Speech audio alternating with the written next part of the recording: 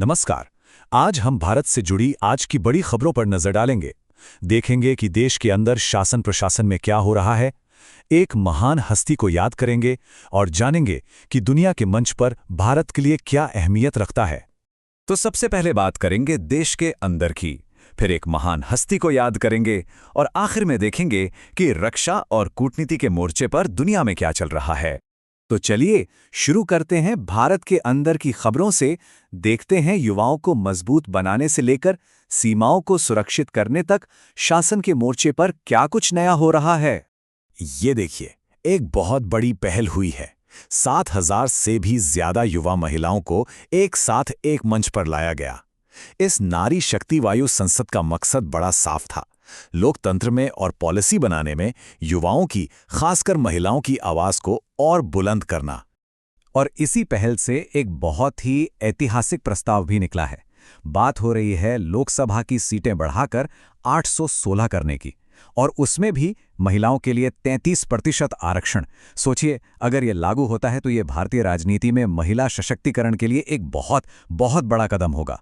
और जैसा कि केंद्रीय मंत्री ने कहा भी है कि सबका साथ लेकर चलना ही देश की तरक्की की चाबी है, और ये पहल उसी विकसित भारत के सपने को पूरा करने की एक कोशिश है। अब बात करते हैं सरकारी कामकाज की। सरकार का एक डिजिटल प्लेटफॉर्म है कर्मयोगी, और इसने तो कमाल ही कर दिया है। लगभग 46 लाख सरकारी कर्मचारियों ने मिलकर 3.18 करोड़ से ज्यादा कोर्स पूरे किए हैं। मतलब वो खुद को नई नई टेक्नोलॉजी के लिए तैयार कर रहे हैं। चलिए अब बात करते हैं आस्था की एक बहुत बड़ी यात्रा की। जी हां, अमरनाथ यात्रा की तैयारियां शुरू हो चुकी हैं, और जो लोग जाने की सोच रहे हैं उनके लिए जरूरी तारीखें भी आ गई हैं। एडवांस रजिस्ट्रेशन 15 अप्रैल से शुरू हो रहा है। और हाँ, इस बार तीर्थयात्रियों की सुरक्षा और सुविधा का खास ख्याल रखा जा रहा है।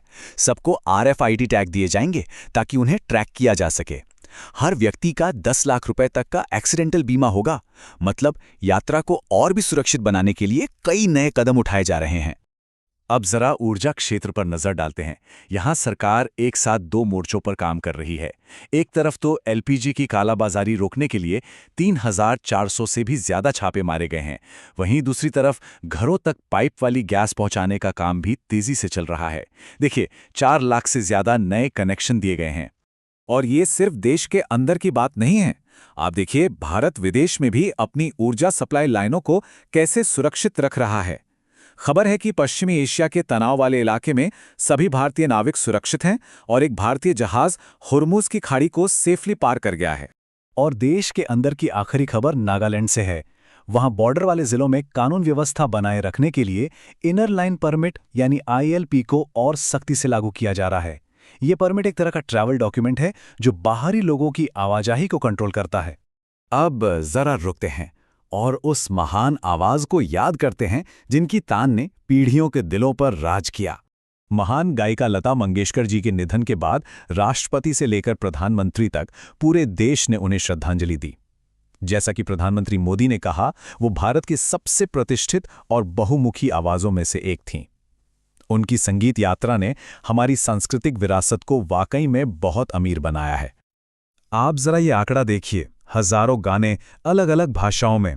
ये सिर्फ एक नंबर नहीं है, ये उनकी बेमिसाल प्रतिभा का सबूत है जिसने भारतीय संगीत और सिनेमा की दुनिया को हमेशा के लिए बदल दिया। राष्ट्र ने इस महान कलाकार को पूरे राजकीय सम्मान के साथ विदाई दी, जो उनके असाधारण योगदान के लिए एक सच्ची श्रद्धांजलि थी। चलिए अब भारत से बाहर निकलते हैं और देखते हैं कि रक्षा और कूटनीति के मैदान में, यानी दुनिया के मंच पर, भारत क्या कर रहा है। भारत की एक सैन्य टुकड़ी दुस्तलिक नाम के जॉइंट मिलिट्री एक्सरसाइज के लिए उज़्बेकिस्तान रवाना हो चुकी है। इस एक्सरसाइज का मकसद है दोनों देशों की सेनाओं के बीच तालमेल को बेहतर करना, खास तौर पर पहाड़ी इलाकों में ऑपरेशंस के लिए। वहीं दिल्ली में नौसेना के टॉप कमांडरों की एक बड़ी मीटिंग हो रही है। हिंद महासागर में इस वक्त जो तनाव चल रहा है, उसे देखते हुए ये बैठक बहुत ज़्यादा अहम हो जाती है। इसमें समुद्री सुरक्षा, तैयारियों और भविष्य की रणनीतियों पर चर्चा होगी। अब दुनिया की कुछ और खबरों पर नजर डालते हैं। अमेरिका और ईरान के बीच शांति वार्ता नाकाम हो गई है। दोनों ही देश एक दूसरे पर इल्जाम लगा रहे हैं। अब इसका असर दुनिया भर के व्यापार और खासकर ऊर्जा सुरक्षा पर पड़ सकता है। और एक और दिलचस्प खबर, चीन ने ताइवान के साथ रिश्तों पर जमी बर्फ को थोड़ा पिघलाने का संकेत दिया है। कुछ सीधी उड़ानें और इंपोर्ट फिर से शुरू करने की बात कही गई है। हालांकि तनाव अभी भी बना हुआ है, पर यह एक छोटा ही सही लेकिन एक कदम है। तो हमने देश के अंदर के सुधार देखे और दुनिया के मंच पर भारत की रणनीतिक चालें भी। अब सवाल ये उठता है कि आने वाले सालों में इनमें से कौन सी घटना भारत के भविष्य को सबसे ज्यादा प्रभावित करेगी। इसी सवाल के साथ आज के लिए बस इतना ही।